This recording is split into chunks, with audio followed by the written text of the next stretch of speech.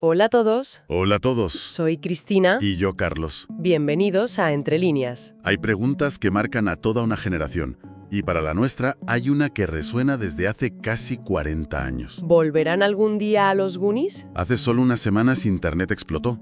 Medios de todo el mundo anunciaban una secuela, con el reparto original y hasta fecha de estreno. El sueño, se hacía realidad.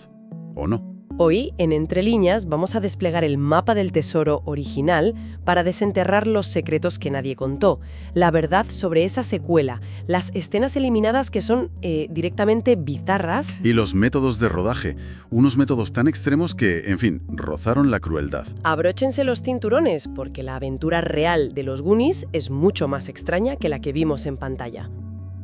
Todo empezó con ese informe en el diario The Sun.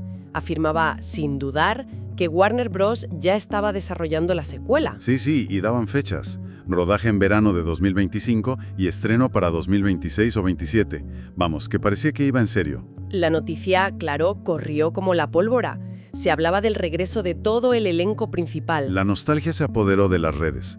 Por un momento, volvimos a ser esos niños que soñábamos con encontrar el tesoro de Willy el Tuerto. Pero justo cuando la celebración estaba en su punto más álgido, dos de los Goonies originales lanzaron un jarro de agua fría que congeló la esperanza de millones. La primera fue Martha Plimpton, Steph en la película.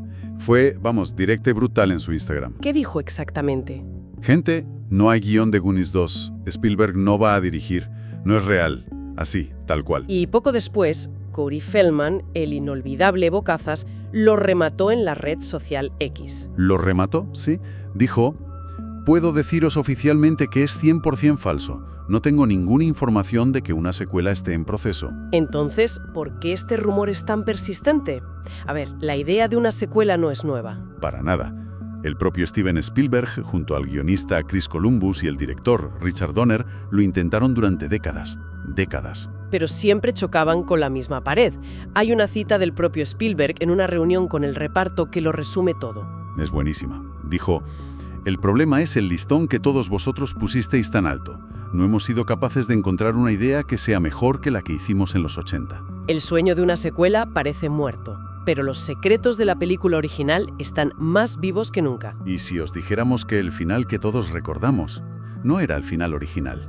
Es que existe un final alternativo completamente rodado.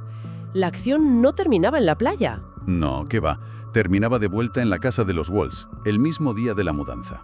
En esa versión es Rosalita, la asistente, quien descubre las joyas en la bolsa de canicas de Mikey mientras hace la colada. Justo. Y en ese preciso instante aparecían Troy y su padre para ejecutar la hipoteca. Un final mucho más doméstico. Pero entonces, ¿por qué se cambió un final ya filmado? Que eso en una producción es carísimo. Pues aquí empieza la magia. La razón es increíble y tiene que ver con uno de los personajes más queridos, Sloth. El maquillaje de Sloth, el que creó Craig Wren, estaba fallando. Fallando es poco. El material no aguantaba en las tomas diarias, se derretía. El aspecto del personaje era, según los informes, terrible. ¿Tuvieron que despedir al maquillador, contratar a los Burman para rediseñarlo todo? Y volver a rodar. Y esa decisión de última hora, forzada por un problema con el látex, llevó a la creación de una de las escenas finales más icónicas y mágicas del cine de los 80. Una que nunca habría existido. El nuevo final se rodó en Bodega Bay, que es la misma localización donde Hitchcock filmó Los pájaros. Fíjate qué curioso. Y este cambio de escenario permitió algo que el final original en la casa pues no tenía. La majestuosa imagen del infierno, el barco de Willy el Tuerto, navegando hacia el horizonte. Fue una decisión descrita como genial por el equipo. El broche de oro que sellaba la película y le daba esa sensación de leyenda. Pero si un final alternativo parece poco, hay que prepararse. Porque en el guión original había un monstruo que fue eliminado, pero que dejó una frase fantasma en la película. Una frase que confundió a los espectadores durante décadas. Exacto. Al final de la película, en la playa, un periodista le pregunta a Data si corriera un peligro, y su respuesta es... El pulpo era muy aterrador.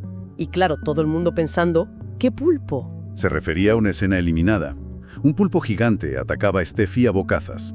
Data, en un acto heroico, lo derrotaba metiéndole su Walkman en la boca para que se lo comiera. ¿Y por qué se eliminó? Porque el animatronic del pulpo sencillamente no daba el pego, no era convincente. Pero aquí viene lo curioso. La escena se reinsertó en algunas emisiones por televisión, como en Disney Channel en Estados Unidos y también en Canadá. ¿Para qué? Pues para rellenar tiempo tras cortar chistes que se consideraban más adultos. Esto creó una especie de efecto Mandela. Millones de personas juraban haber visto la escena. Y otros tantos pensaban que se lo estaban inventando. Un debate que duró años hasta la llegada de los DVDs con los extras. Y si un pulpo gigante parece una idea extraña para los Goonies, lo que planeaban para otra versión del guión era directamente una locura. Una persecución de coches a toda velocidad protagonizada por gorilas. Creedlo o no, existió un borrador del guión donde la policía, por accidente, liberaba a 2 gorilas de un zoo. Los simios, que tenían nombre y todo, Bonzo el Grande y Señora. Esos mismos. Robaban el coche de Troy y provocaban el caos. La ironía es que esta secuencia se consideró para un montaje alternativo que pretendía ser, y esto es literal, más realista y anclado a la realidad. Realismo con gorilas conduciendo. Maravilloso. Obviamente, la idea se descartó para no romper el tono de aventura de Amblin. Este caos en el montaje era un reflejo del caos controlado que el director, Richard Donner, provocaba en el set. Y es que Donner llevó a los niños actores al límite, con técnicas psicológicas diseñadas para capturar reacciones genuinas. Aunque eso supusiera que acabaran odiándole.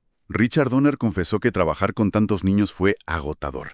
Era tan exigente que, según miembros del equipo, llegó un punto en que los niños lo odiaban. Lo esquivaban por el plató, literalmente. Pero sus métodos eran efectivos. Por ejemplo, les prohibió terminantemente ver el barco pirata El Inferno durante los 2 meses que tardó su construcción. Quería su reacción 100% real al verlo. Y la tuvo. De hecho, la primera toma se arruinó porque Josh Brolin gritó tacos de la impresión. Hay otra anécdota aún más increíble. En un momento del rodaje, Donner sentía que los niños no estaban rindiendo. Y Spielberg intervino. Organizó un viaje secreto a Hawái para todo el reparto.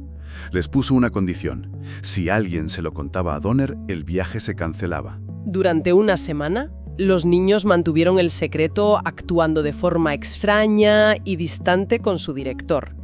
Donner llegó a pensar que había perdido la conexión con ellos. Según él, esa semana de alienación total fue la mejor actuación que esos niños hicieron jamás. Esta manipulación psicológica creó magia en pantalla, pero fuera de ella, la creación de uno de los personajes conllevó un precio físico y emocional altísimo. Un precio que, bueno, terminó en tragedia. Sloth fue interpretado por John Matuszak, un exjugador de fútbol americano de más de 2 metros de altura. Su transformación era una odisea. 5 horas. Y luego debía llevar esas pesadas prótesis y un ojo animatrónico controlado a distancia durante jornadas de hasta 12 horas. Detrás del monstruo entrañable se escondía una historia personal muy dura.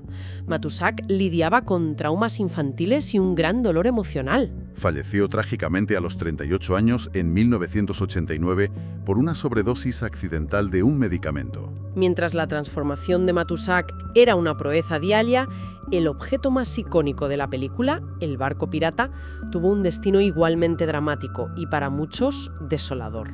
Hablamos de El Infierno. No era una maqueta, era un barco pirata a tamaño real, construido meticulosamente en un plató que luego fue inundado. Su diseño se inspiró en el de la película El halcón del mar de Errol Flynn. El set se convirtió en la comidilla de Hollywood. Todos querían visitarlo, desde Harrison Ford hasta Michael Jackson. Incluso se rumorea que el droide R2D2 de Star Wars está oculto en alguna parte de la cubierta. Pero aquí viene la parte triste. Tras el rodaje, Warner Bros. Intentó que se conservara. Se le ofrecieron un parque temático de Six Flags, pagando incluso el desmontaje y la instalación. Y lo rechazaron. Nadie lo quiso. Y esa obra de arte, ese sueño infantil hecho realidad, fue desmantelado y destruido por completo. Hoy solo sobrevive en el celuloide. Hablando de tesoros que solo existen en la memoria, si os fascinan estas historias ocultas, este es el momento de unirse a nuestra tripulación. Exacto. Suscribíos a Entre Líneas. Tenemos una colección completa de vídeos que se adentran en los misterios de Caballo de Troya y muchos otros enigmas que os volarán la cabeza. Dadle al botón, que es gratis. Los Goonies es más que una película. Es el epicentro de la nostalgia por los años 80. La ciudad de Astoria, en Oregón, se ha convertido en un lugar de peregrinación. La casa de los Walls, la antigua cárcel del condado que hoy es el Museo del Cine de Oregón, todo sigue allí. Y en el centro de todo, la figura de Richard Donner, que nos dejó en 2021. Un director descrito por sus compañeros como un niño con un gran corazón. Su estilo único es, quizás, la razón principal por la que una secuela es casi imposible de replicar. Al final, la frase de Mikey se ha convertido en el mantra de una generación. Los Goonies nunca dicen muerto. Y es verdad, la película se transmite de padres a hijos manteniendo viva la llama de la aventura. Hemos viajado por rumores de secuelas, escenas perdidas, finales alternativos y secretos de rodaje que demuestran que la realidad siempre supera la ficción. La película trata sobre unos niños que buscan un tesoro para salvar sus casas. La fórmula de Amblin, de Spielberg, era esa, unir una fantasía épica con un problema cotidiano y real. Pero, ¿y si el verdadero Rich Stuff, el auténtico tesoro, no eran las joyas de Willy el Tuerto? Quizás el verdadero mensaje de los Goonies es que los lazos de amistad, la lealtad de la pandilla y el espíritu de comunidad son el único tesoro lo suficientemente valioso como para salvar tu mundo. Una idea para reflexionar la próxima vez que se escucha a alguien gritar chicos! Y hasta aquí nuestro viaje a las entrañas de los Goonies. Esperamos que hayáis descubierto tantos secretos como nosotros. No olvidéis dejar vuestros comentarios. ¿Conocíais alguna de estas historias? ¿Cuál es vuestro Goonie favorito?